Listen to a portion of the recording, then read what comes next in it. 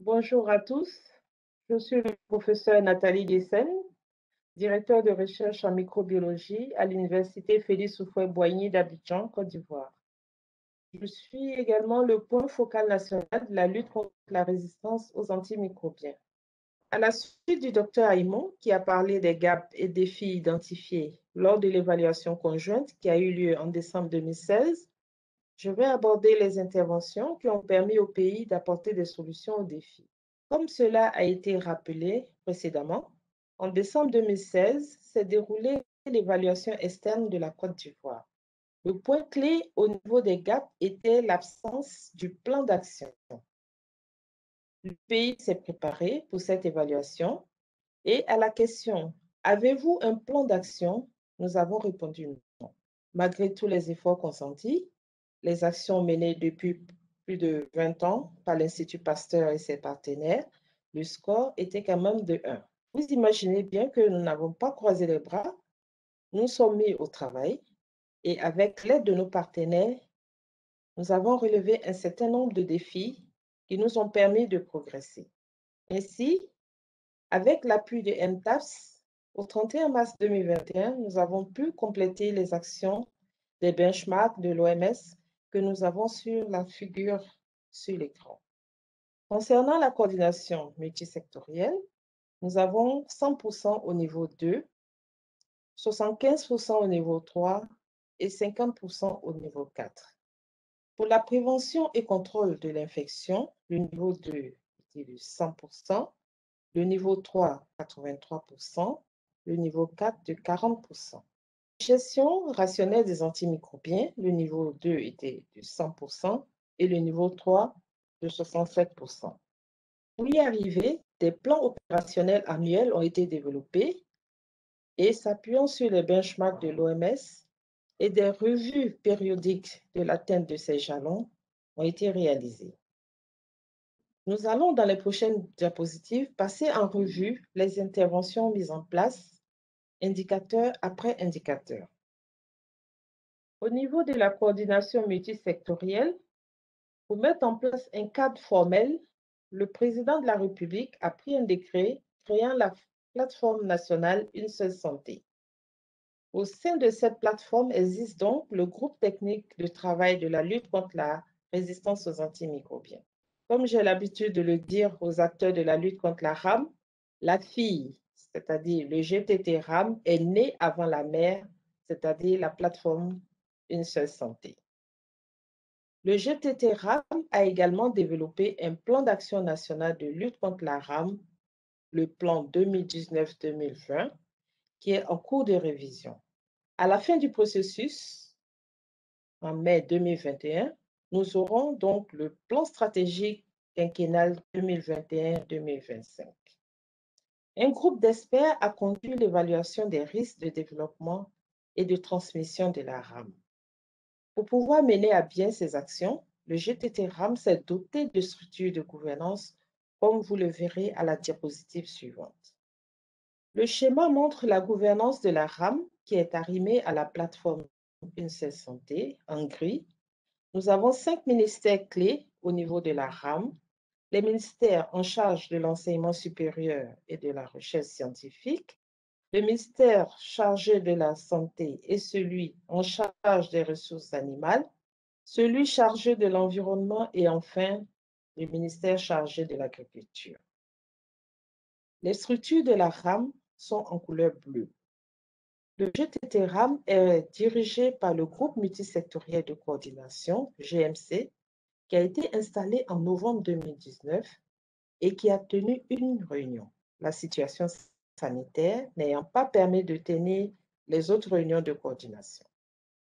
Le secrétariat RAM, au sein duquel est le point focal de la RAM, a tenu 6 réunions.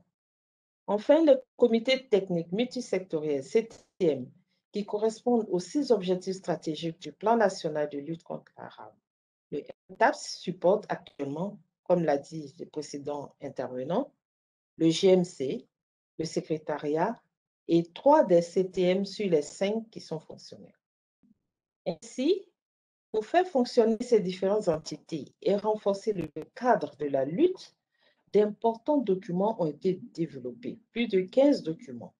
Il s'agit en l'occurrence du manuel de gouvernance, du document de politique nationale de la lutte contre la rame, mais aussi les documents relatifs à la PCI et à la gestion des antimicrobiens. Après la coordination multisectorielle, nous allons passer en revue les actions menées en matière de prévention et contrôle de l'infection. En mai 2019, le groupe de travail sur la PCI, le Comité technique multisectoriel 4, en abrégé CTM4, a été mis en place. Ce comité est dirigé par une équipe comprenant un président et un secrétaire. Le CTM4 se réunit tous les 2 mois. 6 réunions de coordination ont été tenues à ce jour. Également, le CTM4 a conduit l'évaluation du programme PCI au niveau national et au niveau de 12 établissements de santé cibles, 10 en santé humaine, 2 en santé animale. Ces évaluations ont été réalisées avec les outils de l'OMS. Le CTM4 a développé plusieurs documents, dont 4 documents clés, un plan d'action PCI et des directives pour le secteur animal, ceux du secteur humain existant déjà. Des activités ont été menées au niveau des établissements de santé. Il s'agit notamment du renforcement des capacités des comités PCI dans 12 établissements de santé, le développement de modules de formation en PCI, la formation d'un pool de formateurs nationaux en PCI et des formations en cascade dans des établissements ciblés qui ont commencé en 2020 et se poursuivent maintenant. Je voudrais rappeler qu'au niveau de la gestion rationnelle des antimicrobiens, le GII a relevé une absence de plan d'action national approuvé, une sensibilisation limitée des professionnels de la santé et de la population à l'utilisation judicieuse de ces antimicrobiens, un gap au niveau du développement des ressources humaines pour les programmes de promotion de l'utilisation appropriée des antibiotiques. Également, comme pour la PCI, un groupe de travail sur la gestion des antimicrobiens a été mis en place en mai 2021. Il se réunit régulièrement, 9 réunions de coordination tenues à ce jour. Une analyse situationnelle a été faite par le comité et suite à cela, une politique et des directives pour la gestion des antimicrobiens ont été développées, ainsi qu'un plan d'action multisectoriel qui est en cours de mise en œuvre, aussi bien dans le secteur humain, animal qu'environnemental. Au niveau des établissements de santé, une évaluation de la capacité et de la fonctionnalité des comités médicaments a été faite dans 12 établissements de santé, 10 au niveau de la santé humaine et 2 en santé animale. Un renforcement de capacité de ces comités médicaments a débuté en 2020 avec 2 sites pilotes et prend en compte 10 nouveaux établissements en 2021. Des outils d'auto-évaluation ont été mis à la disposition des 10 comités, ainsi que des documents d'appui pour guider la mise en œuvre de leurs activités. Les modules de formation développés ont permis de former 40 personnels de santé lors de la phase pilote en 2020. Ces formations continuent en 2021 et concernent 10 établissements de santé. Lors de l'évaluation, les évaluateurs ont trouvé que la sensibilisation était insuffisante. Afin d'accroître la sensibilisation des professionnels de la santé et de la population générale sur les dangers liés à la rame, un comité technique multisectoriel a été créé et est à l'œuvre. Un plan de communication est en cours de développement. Plusieurs activités de sensibilisation ont été organisées lors de la semaine OMS du bon usage des antibiotiques ou à d'autres occasions, comme la formation des journalistes, la formation des vétérinaires et la sensibilisation des éleveurs aux dangers de la rame. Pour clore mon propos, je voudrais remercier ici tous les acteurs de la lutte contre la rame, la plateforme Une seule santé, nos partenaires financiers et techniques, en particulier MTAPS, qui n'a ménagé aucun effort pour nous accompagner dans cette aventure importante pour notre pays et qui nous a permis de faire un bond qualitatif dans cette lutte.